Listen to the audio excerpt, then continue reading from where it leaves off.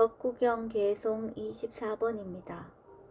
힘써 노력하고 주의 깊게 마음 챙기며 청정한 행위를 하고 현명하게 생각하는 사람, 절제하며 바르게 생계를 유지하고 늘 깨어있는 사람, 그런 사람의 명성은 더욱 커지리라. 법구경 이야기 제2장 불방일. 두 번째 이야기. 아버지 재산을 되찾은 꿈바고사카. 부처님이 웰루아나 사원에 계실 때 꿈바고사카와 관련해서 개송 24번을 설하셨다. 어느 때 라자가의 대제정간의 집에 역병이 번졌다. 이 병이 번지면 파리부터 시작해서 소까지 모든 동물들이 죽고 그 다음에 하인들, 그 다음에 남녀 주인 가족들까지 죽는다. 결국 제정관과 아내까지 병에 걸렸다. 부모는 역병에 걸리자 아들을 보고 눈물을 흘리며 말했다. 사랑하는 아들아, 너도 알다시피 이 병이 발생하면 담 넘어 도망친 사람만이 목숨을 부지할 수 있단다. 그러니 우리들은 걱정하지 말고 즉시 도망쳐서 목숨을 건진 다음에 돌아오너라.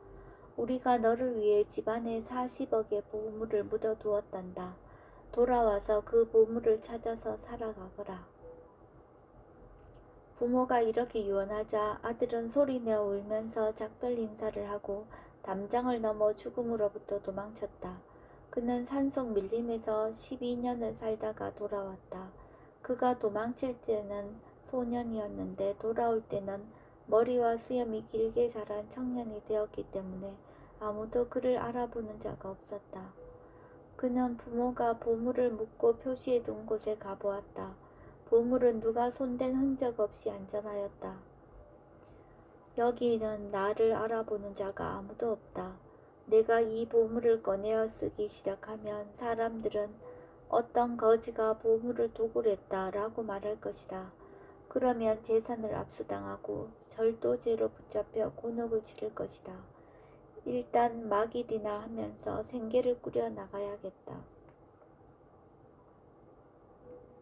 그는 다 떨어진 옷을 입고 일꾼들의 숙소로 가서 물었다.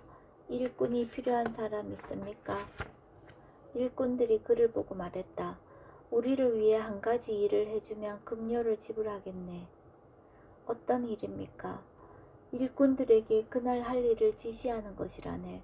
그러니까 아침 일찍 일어나서 돌아다니며 일어나시오. 수레를 끌고 와서 소의 멍에를 매시오. 코끼리와 말을 끌고 풀밭에 갈 시간이요. 여자들도 일어나서 밥을 짓고 고깃국을 끓이시오. 라고 일꾼들에게 소리치는 일이라네. 좋습니다. 그 일을 하겠다고 하자 일꾼들은 그가 살 집을 마련해 주었다. 그는 매우 열심히 일하기 시작했다. 빈비사라 왕에게는 사람의 목소리를 듣고 운명을 알 수 있는 특이한 능력이 있었다. 어느 날 왕은 그의 목소리를 듣고 말했다. 저 목소리는 부자의 목소리인데. 왕을 가까이서 보필하는 여자 시종장이 이 말을 듣고 생각했다. 왕이 지시하지 않아도 이것은 조사해 볼 필요가 있다. 그는 부하를 시켜 지시했다. 가서 그가 누구인지 알아보아라. 부하는 즉시 달려나가 그를 쳐다보고 돌아와서 보고했다. 그는 일꾼들에게 고용된 일꾼으로 가족도 없는 외롭고 가난한 사람입니다. 왕은 이 보고를 듣고 아무 말이 없었다. 그러나 다음 날도 그 다음 날도 그의 목소리를 들은 왕은 의혹에 가득 찬 목소리로 똑같은 말을 반복했다.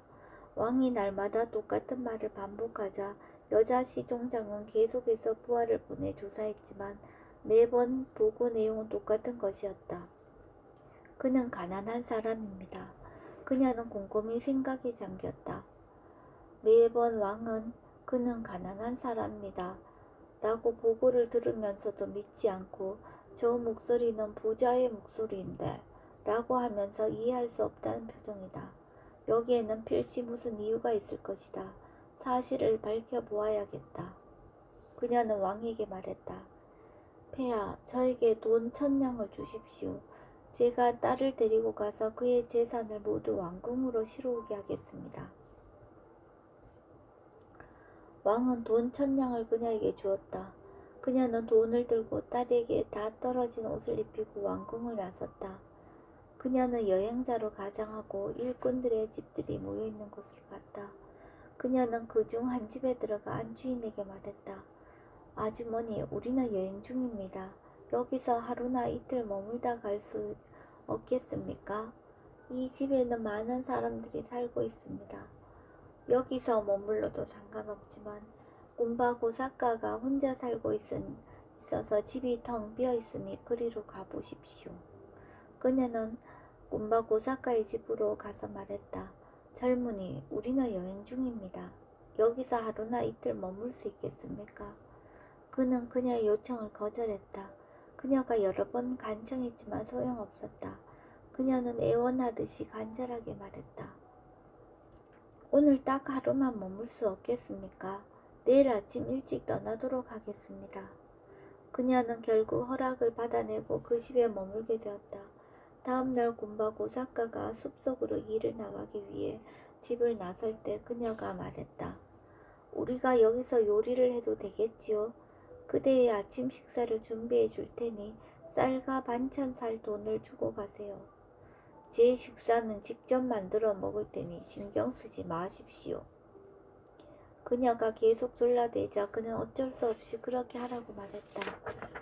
그녀는 가게에 가서 요리기구와 가장 비싼 쌀을 사가지고 왔다.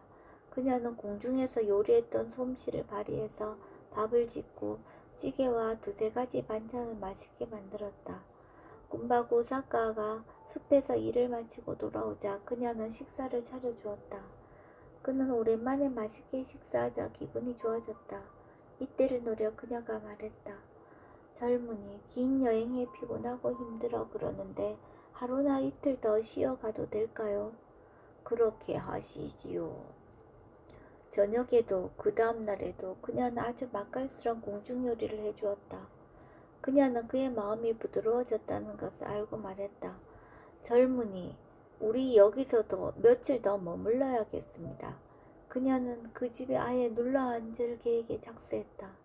어느 날 그녀는 예리한 칼로 침대 틀을 묶고 있는 끈을 여러 군데 잘라 놓았다. 그가 돌아와 침대에 눕자 침대 한쪽이 내려앉았다. 이 침대가 왜 이 모양으로 잘려져 있지? 어린 아이들이 몰려와서 침대 위에서 뛰어노는 것을 막을 수가 있어야지요.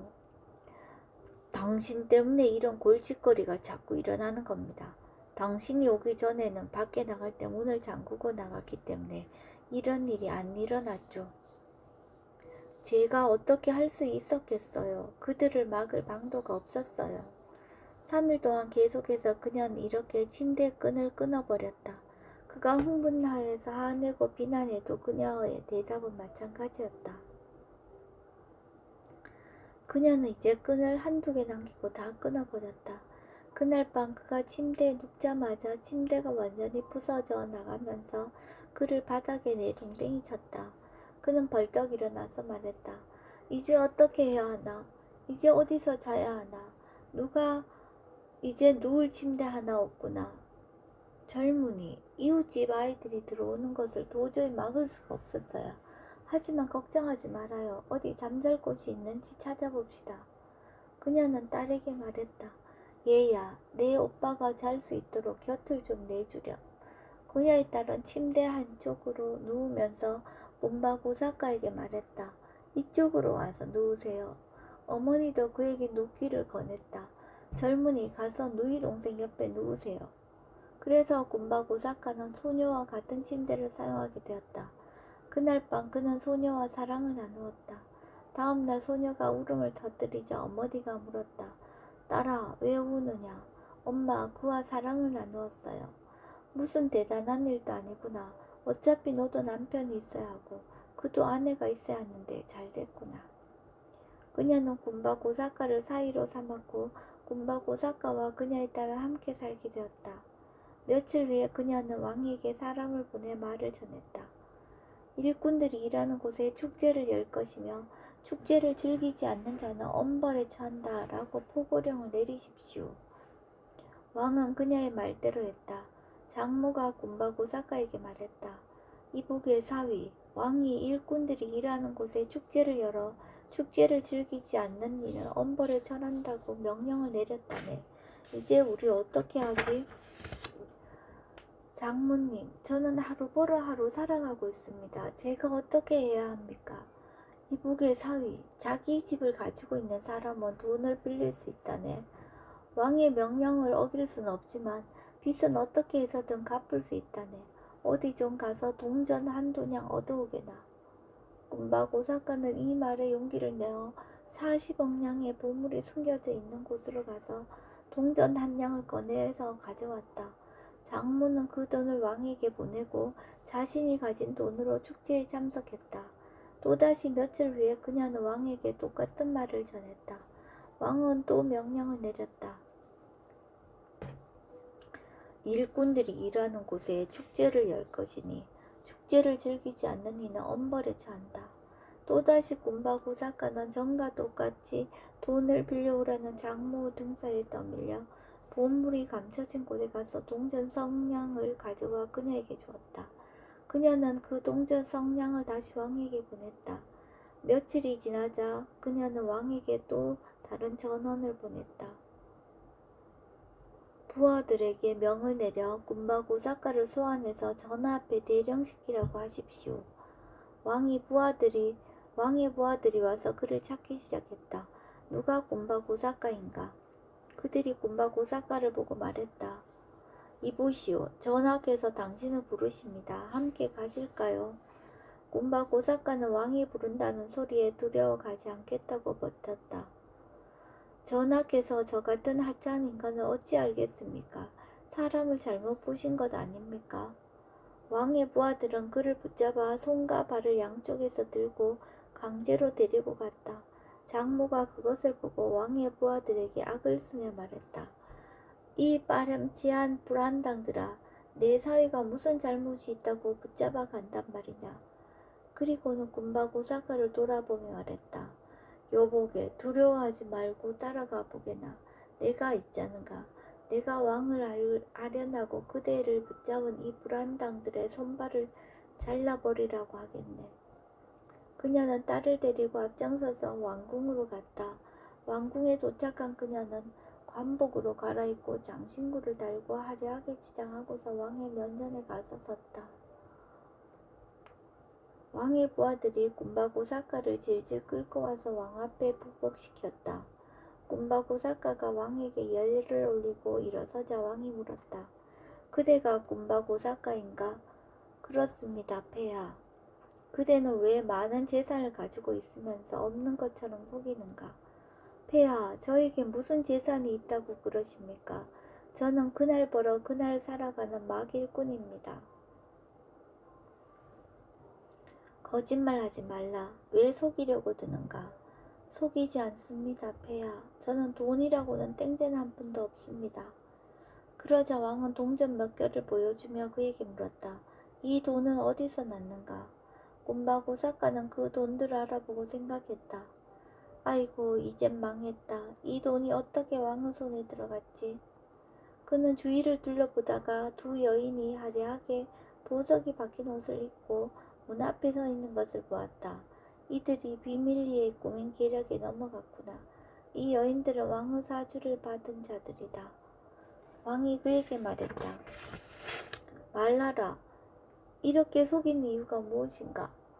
폐하, 이 세상에 제가 믿고 의지할 만한 사람이 아무도 없습니다. 그대가 믿고 의지할 만한 사람 중에 나만한 사람이 있을까? 폐하께서 저의 의지처가 되어 주신다면 저로서는 가장 든든한 우군을 얻은 셈입니다. 폐하. 내가 바로 그대 우군이다. 도대체 그대의 재산은 얼마나 되는가? 40억냥입니다. 폐하. 그대의 재산을 이리로 운반해 오려면 무얼 보내야지?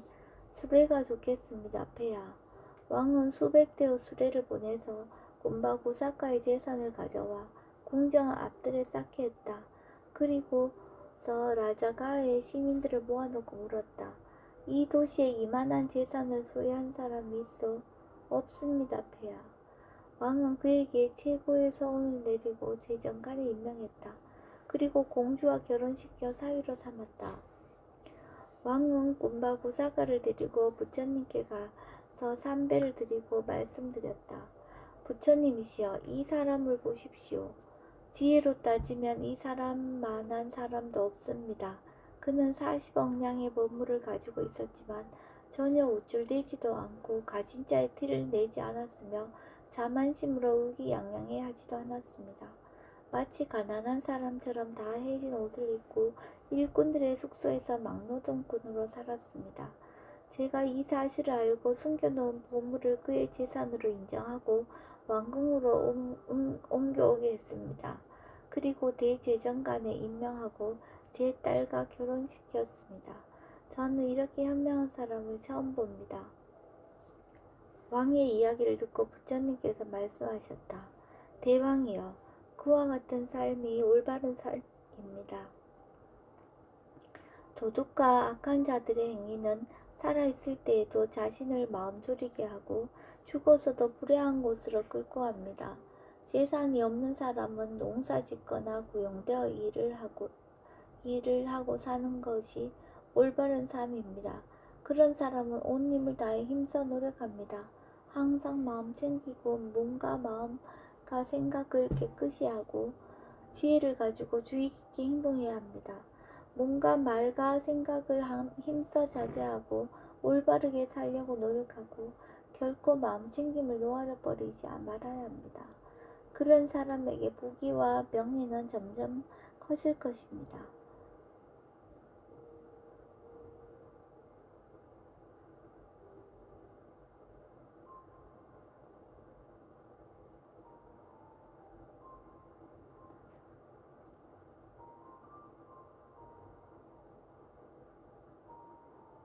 힘써 노력하고 주의 깊게 마음 챙기며 청정한 행위를 하고 현명하게 생각하는 사람, 절제하며 바르게 생계를 유지하고 늘 깨어있는 사람, 그런 사람의 명예는 더욱 커지리라.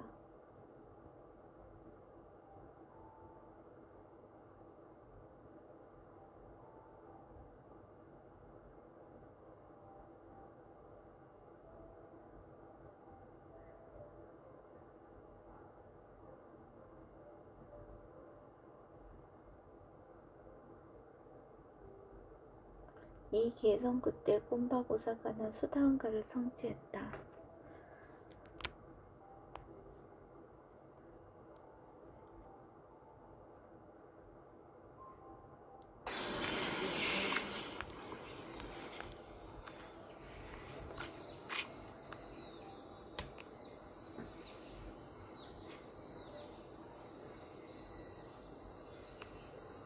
응? 언제 왔어?